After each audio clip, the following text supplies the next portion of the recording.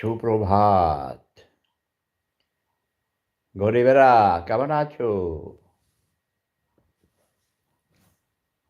গরিবেরা আজও তারা বুঝতে পারেনি আমি গরিব বলতে কি বোঝাই। গরিব বলতে আমি ধন, সম্পদ, বাড়ি, গাড়ি, টাকা-পয়সা, ব্যাংক ব্যালেন্স এসব কিছু নাই তা বুঝাই না। গরিব বলতে বুঝাই ধন সম্পদ আছে, টাকা-পয়সা সব কিছু আছে, গাড়ি-বাড়ি আছে। কিন্তু তাদের মন ছোট, মন গরিব। এটা বুঝাই। বুঝতে পেরেছ? ভোরবেলা এখানে এত ঠান্ডা থাকে, আমি জানালা বন্ধ করি নাই রাতে খোলা না, ভোর রাতে উঠে খুলেছিলাম ফ্রেশ হাওয়ার জন্যে। আবার ঘুমিয়েছি ওষুধ খেয়ে, নাস্তা খেয়ে। কিন্তু এত টেলিফোন আসছে, টেলিফোন এসে, এসে ঘুম ভাঙিয়ে দিয়েছে। আবার টেলিফোন একদম আউসগেশাল্টেড মানে শাটডাউন করে ঘুমিয়েছিলাম। কিন্তু 8:30টার সময় আবার আমার দরজায় নক করছিল। আমার ঘর সাফ করার জন্যে একজন নারী এসেছেন। প্রতি সপ্তাহে ২ দিন করে আসে। তাই তাকে দরজা খুলে দিয়ে আমি আবার সে আমাকে বলল, "আপনি ঘুমান।" কিসের ঘুমাবো? ঘুম কি আর আসে? ঘুম আসে চোখে কিন্তু ঘুম আসে না। ও তো অনেকগুলো কাজ করে টরে ঘর গুছিয়ে দিয়ে, পরিষ্কার করে দিয়ে তারপর চলে গেছে। আবার সোমবারে আরেকজন আসবেন। ক্লান্তি লাগে। সে বাংলাদেশের সারাক্ষণ দেশের কথা ভাবি। কারণ প্রিয়জনেরা ঢাকায় থাকে, গ্রামের বাড়িতে থাকে। কতদিন গ্রামে যাইনি। আমার প্রিয় ঢাকা শহর দেখিনি। প্রিয় বাংলাদেশকে দেখিনি। বাংলাদেশকে মিস করি। এখন নির্বাচন হবে শুনছি। কিন্তু আমার মন বলছে যে নির্বাচন ঠিকমতো হবে না মনে হয়। সম্ভাবনা আছে। কারণ পরিস্থিতি যদি ঘোলাটে হয়ে যায়, ঘোলাটে হতে বাধ্য। কারণ সবচেয়ে বড় দল, মুক্তিযুদ্ধের দল, যে দলের নেতৃত্বে, যে নেতার নেতৃত্বে আমরা এদেশের স্বাধীনতা পেয়েছি, মহান মুক্তিযুদ্ধে আমি ঝাঁপিয়ে পড়েছিলাম জাতির জনক বঙ্গবন্ধু শেখ মুজিবুর রহমানের ডাকে। তাকে নির্মমভাবে হত্যা করেছে এই আগস্ট মাসের 15ই আগস্ট সপরিবারে তাঁর স্ত্রী, 3 ছেলে, 2 পুত্রবধূ সহ তাঁর ভাই, ভাগিনা শেখমণি, তাঁর বোনের জামাই আব্দুর রব সান্নিয়াবাত, বরিশালের গৌর নদীর। সেই বাড়ির আমার বন্ধু ছিল জামান। জাহাঙ্গীরনগর বিশ্ববিদ্যালয়ে আমার সাথে পড়েছিল জিওগ্রাফিতে। পরে আবার বুয়েট থেকে সে আরবান ডেভেলপমেন্টের উপর সে মাস্টার্স করেছিল আবার। কিন্তু জামান সাকু, সাকু ছিল এক্স মিনিস্টার, এখন মরহুম হয়ে গেছে। আবুল হোসেন সাহেব ছিলেন তার মালিক। ওদের অনেক কনস্ট্রাকশন ফার্ম আরও কী কী অনেক বড় ব্যবসা প্রতিষ্ঠান ছিল। সেই আবুল হোসেন সাহেবের বোনকে বিয়ে করেছিল আমার বন্ধু জামান। আমাকে একবার সে নিয়ে গিয়েছিল, আমাকে একটা অনেক সুন্দর ক্যালেন্ডার উপহার দিয়েছিল। তো জামান মরে গেছে। আমার ক্লাসমেটদের মধ্যে অনেকেই মরে গেছে। আবুল কালাম অনেক ভালো ফুটবলার ছিল, আমাদের বিশ্ববিদ্যালয়ের টিমে খেলতো। আরও অনেকে মারা গেছে শুনেছি, কিন্তু সবার খবর জানি না। কারণ আমি নিজেই 35 বছর যাবৎ নির্বাসনে আছি, নির্বাসিত, স্বেচ্ছা নির্বাসিত বলতে পারেন। স্বেচ্ছা নির্বাসিত, কিন্তু যেতে চায় মন, যেতে পারি। কিন্তু যে দেশে মা বোনের মান ইজ্জতের নিরাপত্তা নেই, জানমালের নিরাপত্তা নেই, সে দেশে মন চাইলেও আবার মন চায় না। তাছাড়া আমার অনেকগুলো অপারেশন হয়েছে, জটিল অপারেশন। আমার ডাক্তারদের সাথে প্রতি সপ্তাহে কয়েকবার অ্যাপয়েন্টমেন্ট থাকে। আগামী সেপ্টেম্বর মাসে, মানে আগামী মাসে ২৬ তারিখে আমার এই ডান কানে অপারেশন হওয়ার অ্যাপয়েন্টমেন্ট আছে। তারপরে নভেম্বর মাসে ৮ তারিখে আমার চোখে অপারেশন হওয়ার অ্যাপয়েন্টমেন্ট আছে। যন্ত্রপাতি সব নতুন করতে হচ্ছে, বুঝেন না? আমি বলি যে হাসপাতাল হলো ওয়ার্কশপ, ডাক্তাররা হলো কারিগর। পুরনো গাড়ি নতুন করে দেয়। এরকম আমারও প্রতিটি মানুষেরই বুড়ো হয়ে গেলে যন্ত্রপাতি যখন বিকল হতে শুরু করে, পুরনো হয়ে যায়, তখন স্পেয়ার পার্টস লাগায়, রিপেয়ারিং করে দেয়। ঠিক না? ইয়েস। এই যে আমি গত জুন মাসের ১৭ তারিখে গিয়েছি, জুলাই মাসের ১৫ তারিখে ফিরে এসেছি। পাহাড়ের উপরে ছিলাম, অনেককে দেখাইছি, সেখান থেকে অনেক লাইভ করেছি। অপূর্ব সুন্দর পরিবেশ, মনোরম পরিবেশ। সেখান থেকে এসেছি আমি, এবং সবাই বলেছে আসার পর আমার নিজেরও অনেক মনে হয় আমি যুবক হয়ে গেছি। ২০ বছর আমার বয়স কমে গেছে। ইয়েস। কারণ সমস্যা হলো আমাদের সমাজ ব্যবস্থা আজও অনেক পিছিয়ে আছে। এর জন্যে আমরা সবাই দায়ী। মূলত আমাদের রাজনীতিবিদরা দায়ী। রাজনীতিবিদরা অসৎ, ক্ষমতালিপ্সু। যদি কেউ একবার ক্ষমতা দখল করতে পারে, যেন তেন প্রকারণে আর ক্ষমতা ছাড়তে চায় না। আবার যারা ক্ষমতা থেকে বেরিয়ে যায়, ওরা ক্ষমতা দখল করার জন্যে একেবারে, মানে যত শক্তি আছে, যত মিথ্যাচারিতা আছে, সব, যত অর্থ খরচ করে যেই কোনোভাবেই হোক, বাই ফোর্স ক্ষমতায় আসতেই হবে। এখানেও বলব, যেন তেন প্রকারেণ ক্ষমতা চাই। কিন্তু আমি কেমন মানুষ? আমার কোনো ক্ষমতার লোভ নাই। আমার কোনো সম্পদের লোভ নাই। আমার কোনো গাড়ি-বাড়ি সবই ছিল। গাড়ি বাড়িতে, ঢাকা শহরের রাজধানীতে আমার বড় বউয়ের বাড়ি আছে। আবার আরেক শহরে আমার ছোট বউয়ের ২ টা বাড়ি আছে। বাড়ি মানে অ্যাপার্টমেন্ট। আবার গ্রামে বাড়ি আছে। আমার গ্রামের বাড়িতে অনেক সম্পত্তি আছে। আমি সেখানে আমার মায়ের নামে Hasmatunnesa Hasu science and technology college and আমার ছেলের নামে স্বপ্নিল কিন্ডারগার্টেন বানিয়েছি। সেগুলো আমি যাইতে পারি না বলে অনেক ম্যানেজমেন্ট প্রবলেমে সমস্যা হচ্ছে।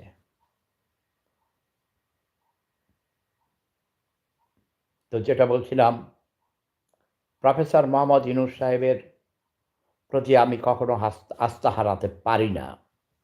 আস্থা হারাই নাই, কিন্তু মাঝে মধ্যে মন মেজাজ খারাপ হয়ে যায় যখন দেখি মানুষকে পাথর ছুঁড়ে হত্যা করেছে। আহারে! কি নির্মমভাবে মানুষের সামনে অগণিত মানুষ দাঁড়িয়ে মনে হয় যেন খেলা দেখছিল। একটা মানুষ বাধা দেয় নাই। মানুষ নিষ্ঠুর হয়ে গেছে ভাই। মানুষ ভয় পায়। কারণ যারা হত্যা করেছে তারা অনেক শক্তিশালী। তাদের কাছে অস্ত্র ছিল। So what? জনগণ শক্তির উৎস। ১০০ জন ৩০০ জন মানুষ দাঁড়িয়ে দেখছে, এবং এরকম অহরহ ঘটছে। আইন কখনো নিজের হাতে তুলে নিতে নাই। আইনকে আইনের গতিতে চলতে হবে। জনগণ সেজন্য সহযোগিতা করতে হবে। আইন শৃঙ্খলা বাহিনীকে সহযোগিতা না করলে সম্ভব নয়। আচ্ছা, এটা কি সম্ভব? ধরেন ১০ জন পুলিশ গেল একটা গ্রামে একজন অপরাধীকে ধরতে। তার কাছে বন্দুক থাকুক আর নাই থাকুক। পারবে? একটা গ্রামে যদি সব মানুষ পুলিশকে যদি ঘেরাও করে, তাদের স্থানীয় দেশীয় অস্ত্র নিয়ে চল, ট্যাটা, খাবর এসব দিয়ে যদি আক্রমণ করে, বলেন? নো, পারবে না। সেজন্য জনগণের সাপোর্ট লাগবে। এই যে ১৯৭১ সালের মহান মুক্তিযুদ্ধ চলাকালীন সময়ে আমরা কতজন মুক্তিযোদ্ধা ছিলাম? অস্ত্রধারী, মাঠে যুদ্ধ করেছি, রণাঙ্গনে যুদ্ধ করেছি। ২৫০ থেকে ৩০০ জন হতে পারে ম্যাক্সিমাম। কিন্তু প্রতিটি মানুষই বাংলাদেশের কতিপয় less than 1% রাজাকার, আল-বদর, আল-শামস ছাড়া জামায়াতে ইসলামী, মুসলিম লীগের কিছু, নেজামে ইসলাম, খেজাবে ইসলাম এইসব কিছু ধর্মভিত্তিক রাজনৈতিক দল ছাড়া বাকি সবাই 99% মানুষ আমাদের সাপোর্ট করেছেন, মহান মুক্তিযুদ্ধে ঝাঁপিয়ে পড়েছেন, থাকতে দিয়েছেন, খেতে দিয়েছেন, রাস্তা দেখিয়ে দিয়েছেন। সে স্মৃতি অনেক, অনেক কষ্টের। আমার ভাঙা মেরুদণ্ড ভাই আজও ২৪ ঘন্টা সিনসিন করে ব্যথা করে, পাও থেকে মাথা পর্যন্ত। ঘাড়, পিঠ, হাতের এই পুরা হাত, এই হাত অনেকটা কাজ করে না, শক্তি নেই। তারপরও আমরা, আমাদের বুক ভরে ওঠে, একটা স্বাধীন দেশের নাগরিক আমরা। যদি এ দেশ স্বাধীন না হইতো, বাংলাদেশে শুধু একজন ছিলেন জেনারেল ওয়াসি উদ্দিন, তাও ঢাকা নবাব বাড়ির, নবাব পরিবারের সন্তান। আর একজন কর্নেল ছিলেন, কর্নেল ওসমানী। আর এখন দেখেন আমাদের বাংলাদেশে, আমার মনে হয়, আমি জানি না কত, ১০০-র উপরে তো জেনারেল হবেই। রিটায়ার্ড জেনারেল সহ গত এই ৫৪-৫৫ বছরে আমার মনে হয় ৫০০ জন জেনারেল হয়েছেন কর্মরত সহ। এটা ধারণা করছি আর কি। তারপরে দেখেন মেজর জেনারেল, লেফটেন্যান্ট জেনারেল, তারপরে নিচে brigadier general, colonel, lieutenant colonel, major, তারপরে ক্যাপ্টেন। এইভাবে আর্মিতে আমাদের কত অফিসার। পাকিস্তান আমলে ছিল না, একজন উপরের স্তরে কোনো বড় অফিসার ছিলেন না, হাতে গোনা যে ২ জনের নাম বললাম। আরও ২-৪ জন থাকতে পারে, সবার নাম তো আর আমি জানি না, জানা মতে বলছি। আর সিএসপি অফিসার তেমন বেশি ছিল না আমার জানা মতে। মাহবুব আলম চাষি, সালাউদ্দিন সাহেব, এম এ সাত্তার, আমাদের ডক্টর এম এ সাত্তার, আমার শাহরাস্তির নাওড়া গ্রামের আমাদের গৌরব, তাকে নিয়ে আমরা গর্ববোধ করি আজও। অনেক কাজ করেছেন, নারী শিক্ষার জন্য তার অবদান সবচেয়ে বেশি। বেজ নামক একটি এনজিও তৈরি করেছিলেন এবং তার বিদেশিনী স্ত্রী, সম্ভবত তার স্ত্রীর বাড়ি ছিল, দেশের বাড়ি আয়ারল্যান্ডে। তিনি বিদেশে লেখাপড়া করতে গিয়ে এক রমণীর সাথে প্রেম করে বিবাহ করেছেন। সরি, তার স্ত্রীও প্রফেসর ছিলেন, প্রফেসর ডক্টর অ্যালেন সাত্তার। ঢাকা বিশ্ববিদ্যালয়ে তিনি ইকোনমিক্স পড়াইতেন এবং বই লিখেছেন মায়ের জন্যে মা, মাদার ফর মাদার। ওই বই অনেক দেশে বিশ্ববিদ্যালয়ে পড়ানো হয়। নারীদের বিভিন্ন অধিকার, নারী স্বাস্থ্য, নারীর বিভিন্ন ধরনের সমাজে তাদের করণীয় এবং তাদের সমাজ তাদেরকে কীভাবে মূল্যায়ন করবে, নারীর অধিকার সব কিছু মিলিয়ে সেই বইতে সুন্দরভাবে বিশ্লেষণ করেছেন। সরি, ইংলিশে লিখেছেন, কিন্তু পরবর্তী সময়ে সেটাকে বাংলায় অনুবাদ করেছেন। সরি, বিশেষ করে এনজিও কর্মীদেরকে, সমাজকর্মীদেরকে সেগুলো বিতরণ করা হয়েছিল বিনা পয়সায়। আমিও পড়েছি। সরি। প্রতিটি সমাজে, প্রতিটি গ্রামে, প্রতিটি ফ্যামিলিতে কেউ না কেউ একজন অনেক অবদান রাখেন। সবাইকে নিজের স্বার্থ জলাঞ্জলি দিয়ে, নিজের স্বার্থ ত্যাগ করে অন্যের সেবায় নিয়োজিত করতে হবে। কিন্তু বর্তমানে আমরা তার বিপরীত দেখতে পাই। গত জুলাই অভ্যুত্থানে যারা নেতৃত্ব দিয়েছিল, সামনের কাতারে ছিল, সরি, তারা বেশিরভাগ ঢাকা বিশ্ববিদ্যালয়ের ছাত্র ছিল, প্রাইভেট বিশ্ববিদ্যালয়ের ছাত্রছাত্রী ছিল, যুব সমাজ ছিল, কেউ পাশ করেছে এরকম বেকার ছিল। কোটা সংস্কার আন্দোলনের মাধ্যমে তারা আন্দোলন শুরু করে। পরবর্তী সময়ে সেটা সরকার পরিবর্তনের রূপ নেয়। স্বৈরাচারী হাসিনা সরকারকে উৎখাত করার জন্যে বাংলাদেশের ছাত্র জনতা ঐক্যবদ্ধ হয়েছিল। যদিও তার পিছনে একটা কুচক্রী মহল, ৭১-এ পরাজিত ঘাতক রাজাকার আলবদর আল শামস, জামাত এবং বিএনপি চক্রান্ত করেছিল। চক্রান্ত করে আমার হাঁটু আপাকে ক্ষমতাচ্যুত করেছে। পাশের দেশে ভারতে চলে যেতে বাধ্য করা হয়েছিল। হ্যাঁ, চলে যাওয়া দরকার ছিল, না হলে তাকে, তার ছোট বোন রেহানাকে হত্যা করা হতো।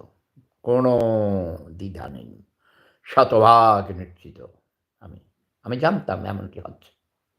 হাঁটু আপাকে অনেকবার সতর্ক করেছি, আমার কথা শোনেন নাই, তাই তাকে আমি শব্দ বোমা মেরেছি। হাঁটু আপাকে আমি অনেক ভালোবাসি, আমরা বয়সে তেমন ডিফারেন্স নেই। অনেক ছোটোবেলা থেকে হাঁটু আপাকে দেখি, অনেক আমরা কাজ করেছি দেশের জন্যে। বঙ্গবন্ধুর ডাকে মহান মুক্তিযুদ্ধে গিয়েছি। বঙ্গবন্ধু আমাকে অনেক আদর করতেন।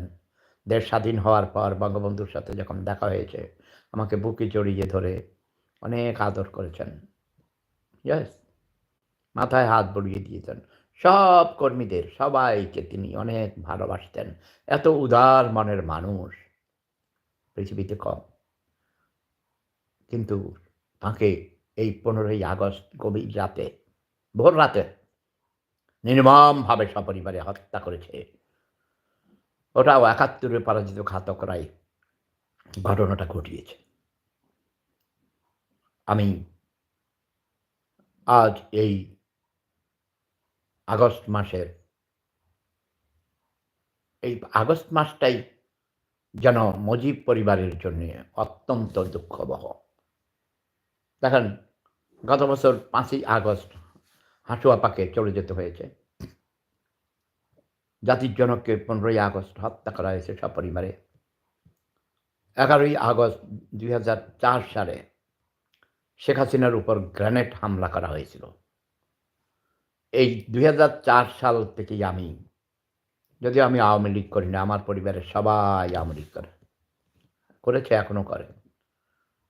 আওয়ামী লীগের জন্মলগ্ন থেকেই, ছাত্রলীগের জন্মলগ্ন থেকে আমার বড় ভাই ছাত্রলীগ করতেন।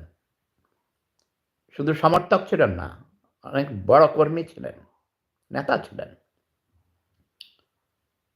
কিন্তু অনেক কষ্ট হয়। এই আগস্ট মাস বঙ্গবন্ধুর, আমাদের জাতির পিতা বঙ্গবন্ধু শেখ মুজিবুর রহমানের পরিবারের জন্য অত্যন্ত দুঃখবহ, অত্যন্ত দুঃখজনক অধ্যায় ঘটেছিল। আশা করি আগামী বছরের এই দিনে, আগস্ট মাসে, আমার হাঁটু আপাকে আমি আবার বাংলার সিংহাসনে প্রধানমন্ত্রী হিসেবে দেখতে পাব। কারণ বাংলার মানুষ তাকে চায়, তাকে ভালোবাসেন।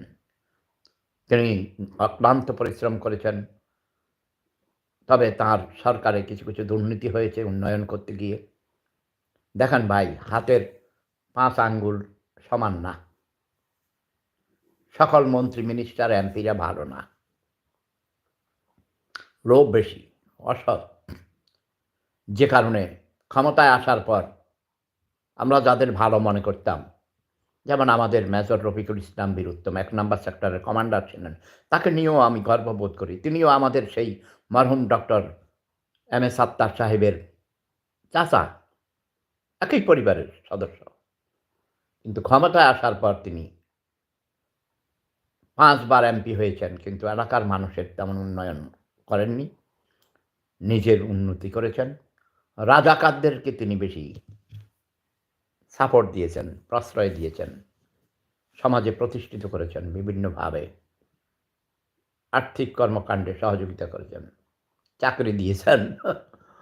অথচ আমার বাড়িতে যেখানে মুক্তিযুদ্ধের ক্যাম্প ছিল, ১৭ জন আমরা একই বাড়ির মুক্তিযোদ্ধা ছিলাম। আমার বাড়ি জ্বালিয়ে পুড়িয়ে ছাই করে দেওয়া হয়েছিল। আমার ৫০০ কবিতার পাণ্ডুলিপি পুড়িয়ে দিয়েছিল, ছাই করে দিয়েছিল। সেই বাড়িতে আজও রাস্তা নেই। Same, same on you major Rafiqul Islam Bir Uttom. Same on you, same on you. হাঁটু আপাকে অনেক ভালোবাসি। আমার বেশি কথা বলা নিষেধ ইলেকট্রনিক্সের যন্ত্রপাতির সামনে। আমার হার্টে ব্যাটারি লাগানো আছে, বুঝছেন, পেস মেকার পরে। আবার বাল্ব লাগানো আছে, শূকরের বাল্ব লাগানো আছে। বুঝতে পেরেছেন? নয় হ্যাটস ক্লাফে, জার্মান ভাষায় বলে হ্যাটস ক্লাফে মানে বাল্ব। কাজেই আমি আর এখন বেশি কথা বলবো না। সবাই ভালো থাকুন, সুস্থ থাকুন। প্রফেসর ইউনূস সাহেবকে অনুরোধ করছি দ্রুতবেগে নির্বাচন দিয়ে, রাজনীতিবিদদের হাতে ক্ষমতা দিয়ে আপনি আপনার আগের কাজে চলে যান। বড় বুড়ো হয়ে গেছেন, এখন আপনি ইনভ্যালিড মাল, আপনাকে দিয়ে হবে না। তবে আপনি বুদ্ধি পরামর্শ দিতে পারেন। আপনার ব্রেন ভালো, শার্প, অনেক কাজ করেছেন, অনেক অভিজ্ঞতা আছে। কর্মসংস্থান সৃষ্টির জন্য, বিশেষ করে নারীদের স্বনির্ভর করার জন্যে অনেক কাজ করেছেন। আমরা স্বনির্ভর বাংলাদেশে মাহবুব আলম চাষী সাহেবের সাথে, ডক্টর এম এ সাত্তার সাহেবের সাথে অনেক কাজ করেছি। আমি আপনাকে জানি, আমি আপনাকে অশ্রদ্ধা করব না। আপনার প্রতি আমার অনেক শ্রদ্ধা আছে। মাঝে মধ্যে মন খারাপ হলে, মেজাজ খারাপ হলে অনেক কথা বলে ফেলি, সেজন্য দুঃখিত। তবে আমি শুনেছি কালকে যে আপনি নাকি নির্বাচনের তফসিল ঘোষণার জন্যে প্রধান নির্বাচন কমিশনারকে নির্দেশ দিয়েছেন। যাই হোক, যেইভাবে হোক দ্রুতভাবে নির্বাচনের ব্যবস্থা করুন। কিন্তু একটি অনুরোধ হলো, নির্বাচনে যাতে আওয়ামী লীগও অংশগ্রহণ করতে পারে। কারণ সবচেয়ে বড় দল, মুক্তিযুদ্ধের দল, তারা ভুলভ্রান্তি করেছে। তাদের যারা বেশি ভুলভ্রান্তি করেছে, অপরাধ করেছে, তাদের বিচারের আওতায় নিয়ে এসে দ্রুত বিচার শেষ করে নির্বাচন দিন। আমি মনে করি জাতীয় ঐক্যমত্যের সরকার গঠন করা দরকার। জাতীয় ঐক্যমত্যের সরকার গঠন করলে সবাই মিলে দেশকে উন্নয়নের পথে নিয়ে যেতে পারবে। আসুন আমরা সবাই প্রথমে নিজেকে ভালোবাসি, তারপর দেশকে ভালোবাসি, দেশের মানুষকে ভালোবাসি, নিজের পরিবারের সকল সদস্যদের ভালোবাসি। সবার জন্যে আমরা মিলেমিশে সবাই মিলে কাজ করি। 10 মিলে করি কাজ, হারি জিতি নাহি লাজ। প্রেম ধর্ম সেরা ধর্ম, লাভ ইজ পাওয়ার। জয় বাংলা, জয় বঙ্গবন্ধু, জয় শেখ হাসিনা। এটা আমার গণতান্ত্রিক অধিকার। আমার যা ভালো লাগে আমি সেটা বলবই। আই লাভ মাই হাঁসু আপা। হাঁসু আপা, তুমি ভালো থেকো, চিন্তা করো না। তোমাকে আমরা বাংলার মানুষ, 20 কোটি মানুষ অনেক ভালোবাসি। তুমি আবার বাংলাদেশে ফিরে আসবে।